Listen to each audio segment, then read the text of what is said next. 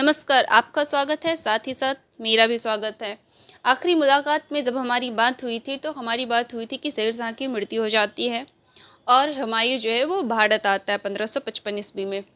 जब भारत आता है तो ये भी कम नहीं था, बहुत खतरनाक अफ़ीम खाता था। अफ़ीम समझते हैं? बहुत ज़बरदस्त अफ़ीम का प्रयोग करने वाला आदमी था। अब शेरशाह सूरी ने आज जो आप भारत जाएं, भारत के दिल्ली में जाएंगे पुराना किला तो आप घूमने या देखने, तो उस समय इसको दीन पनाह कहते थे। उसमें उसने एक पुस्तकालय बनाया था जिसे शेर मंडल कहते हैं। ये सब पढ़ना नहीं है, आपको सिर्फ पहुंचना है जहां हमको पहुंचना है। अब जब शेर मंडल बनवाया तो अभी उसकी सीढ़ी नहीं बनवा पाया था, 5-6 सीढ़ियाँ बनी थी। अब यह चढ़ गया हुमायूँ उस पे।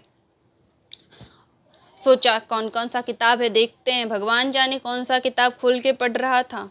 वहाँ से फिर उतरा, पैर बांस की सीढ़ियों से फिसल गया और अंततः यह गिरा, इसको चोट लगी और इसकी मृत्यु हो गई। इतिहासकार भी इस घटना का आनंद लेते हैं, कोई मरे जिए, इतिहासकार को इससे कोई फर्क नहीं पड़ता। इतिहासकार क्या लिखते हैं कि जिस तरह जीवन में हुमायूँ लड़खड़ाता रहा, वैसी ही सीढ़ियों से लड़खड़ाते लड़खड़ाते इसकी मृत्यु हो गई। ठीक, अब बताइए मौत पर कोई ऐसी लिखता है? लेकिन यह काम सिर्फ इतिहासकार कर सकते हैं। ठीक, अभी अभी आया, साल भर भी नहीं हुआ, इसको लगा हम बहुत कुछ समेट लेंगे, लेकिन खुद ही समेटा गया। लोगों ने इसको कब्र में ले जाकर दफन कर दिया। अब इसका बेटा है अकबर और उसकी ज़्यादा आयु नहीं है, 12-13 साल का है। अब इसको शासक बनाया गया जाए। फिर इसी बीच में पानीपत का द्वितीय युद्ध हुआ और आदिल शाह सूरी का सेनापति हेमू, खतरनाक आदमी, और अकबर और उसकी सेनापति बैरम खान आपस में लड़े और इस तरह से अंततः इस युद्ध में मुगलों की जीत हुई। जीत भी कैसे हुई? अकबर का भाग्य ने 2 बार साथ दिया है। इतिहास में लिखा है, एक बार जब इसका जन्म हुआ, चूँकि हुमायूँ इसके जन्म के समय में भाग रहा था शेरशाह के डर से, भारत से। तो हुमायूँ 4 भाई थे, कामरान, अस्तनी, हीनदाल और हुमायूँ। तो सिंध में इसका भाई कामरान शासक था।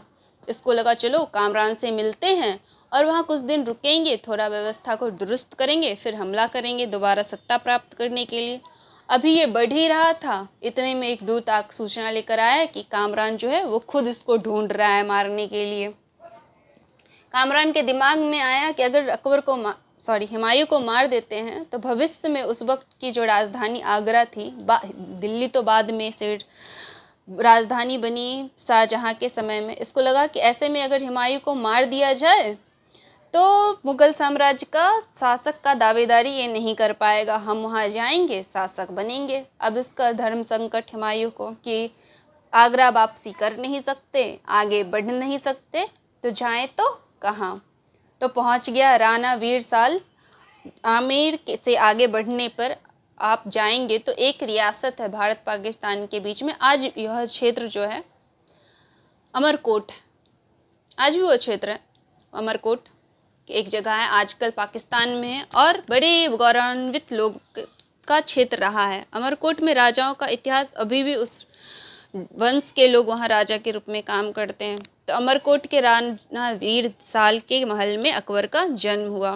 हुमायूँ जब जन्म हुआ तो वहाँ रुक गया और यह खबर पता लगी कामरान को। अब कामरान हमला कर दिया अमरकोट पे और राना वीर साल के महल पर चारों तरफ से घेरा गया।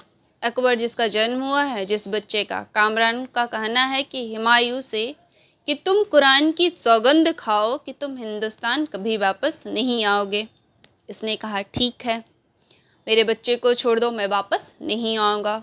और इसके बाद चूँकि अकबर को ले जाकर तोप के परकोटे पे, जो कि बाउंड्री वॉल के में जो तोप लगा रखा था वहाँ पर लटका दिया था तोप के मुंह पे।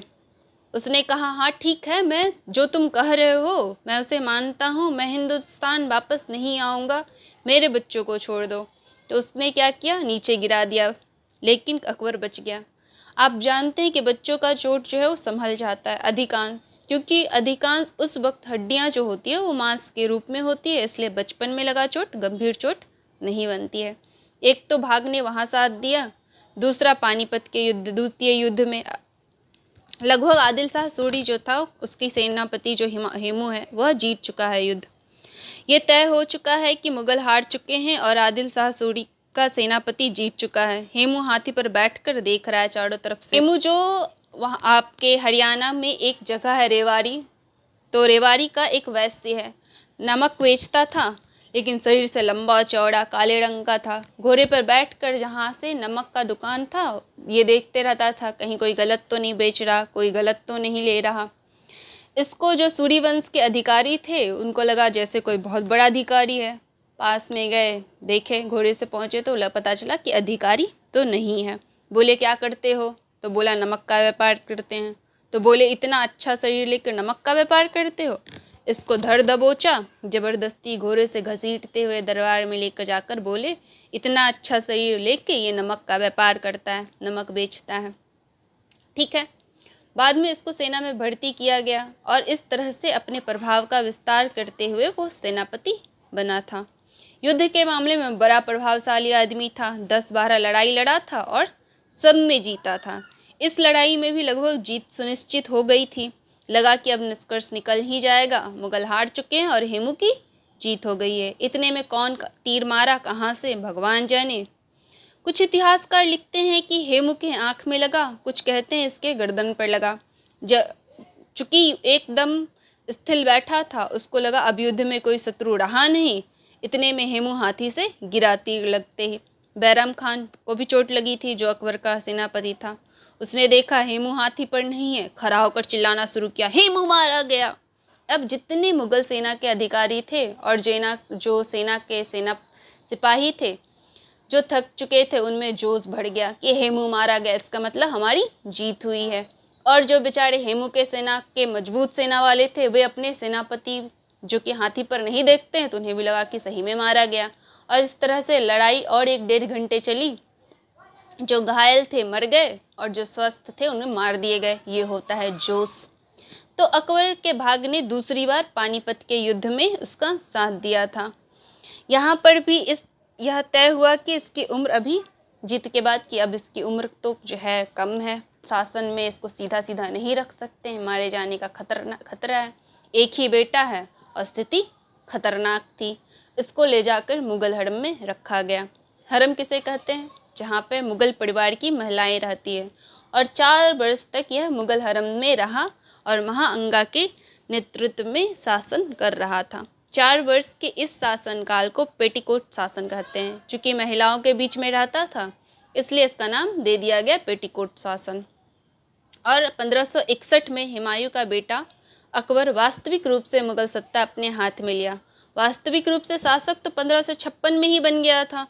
अब जो ये 50 वर्ष का जो शासन काल है अकबर का, इसमें हिंदुस्तान में उस कालखंड में जो क्षेत्र पाया था अकबर ने, इसकी व्यवस्था शुरू होती है आगरा से और पंजाब के कलानौर में जाकर समापन होता है। बहुत लंबा चौड़ा क्षेत्र इसके हाथ में नहीं था, लेकिन अकबर ने अपने शासन काल में हिंदुस्तान के लगभग 15 प्रांतों पर अपना शासन कायम किया। 15 प्रांतों पर शासन स्थापित ही नहीं किया, उसने इस 50 वर्ष के इस शासन काल में इसने राजपूतों के साथ मित्रतापूर्वक संबंध स्थापित किया। जिसे राजपूत नीति कहते हैं। तमाम ऐसी नीतियां थी पहले से जो भारत के लोग स्वीकार नहीं करते थे, जैसे जजिया गैर मुसलमानों पर लगाया गया कर था। लोग इसको गलत मानते थे, इसने इसको निरस्त कर दिया। इसने युद्ध के मैदान में जब शत्रु हार जाते थे तो उसके सहयोगियों को बंदी बना लेते थे। उसने दासबंदी प्रथा पर रोक लगाई। इसने तीर्थ यात्रा का कर लगता था उसमें, उस पर रोक लगा दी। बलात् धर्म परिवर्तन पर रोक लगाया। किसी भी व्यक्ति का उसके इच्छा के विरुद्ध धर्म का परिवर्तन नहीं किया जा सकता, ऐसा इसने बोला। ऐसी तमाम तरह की अच्छी नीति, धार्मिक नीति, राजपूत नीति और सारी चीज़ों का इसने पालन किया। दरबार में जो हिंदू आते थे, राजपूत आते थे, इसके पहले के जो शासक थे वो उनको ललाट पर टीका लगाने नहीं देते थे, जनेऊ पहनने का अधिकार नहीं था, हाथ में कलावा बांधने का अधिकार नहीं था, पगड़ी रखने या लगाने का अधिकार नहीं देते थे पूर्व के शासक। लेकिन अकबर ने ये सारी अनुमतियाँ प्रदान की। उसने कहा जिस प्रकार एक मुसलमान अपने धर्म का पालन करते हुए दरबार में प्रशासन के काम को करता है, इसी तरह से राजपूतों हिंदुओं को अपने धर्म का पालन करते हुए दरबार के कार्यों में सहायता प्रदान करना है। लेकिन अकबर के बारे में जब आप पढ़ेंगे तो यह भी मिलेगा कि अकबर ने स्वयं की व्यवस्था को मजबूत करने के साथ साथ अपने उत्तराधिकारी के निर्माण में भी पूरी ताकत लगाई। अकबर के परिवार में आप पढ़ेंगे जितने बच्चे का जन्म हो रहा था उस समय उनकी जल्दी जल्दी मृत्यु हो जा रही थी। एक ऐसी भी अवस्था आई कि अकबर के जीवन में कि उसे लगा कि शायद उसका कोई उत्तराधिकारी ही नहीं होगा। ऐसी परिस्थिति में वो आगरा राजधानी से और बहुत प्रसिद्ध सूफी संत शेख सलीम चिश्ती रहते थे। कहाँ पर? फतेहपुर सिकरी, आगरा से 36 किलोमीटर दूर फतेहपुर सिकरी में। शेख सलीम चिश्ती एक बहुत स्थापित और बहुत सिद्ध सूफी संत थे। अकबर वहाँ नंगे पाँव गया और जाकर वहाँ पर कहा कि क्या मेरे बाद मुगलिया साम्राज्य खत्म होगा। अंततः इसकी मन्नत कबूल हुई और इस तरह से इसके परिवार में एक बेटे का जन्म हुआ। यही कारण है कि उसने अपने बेटे का नाम शेख सलीम चिश्ती के नाम पर सलीम रखा। यही सलीम बाद में जहांगीर बनेगा। अब यहाँ तक आज के लिए रखने देते हैं, आगे की बातें हम अगली वीडियो में करेंगे। धन्यवाद।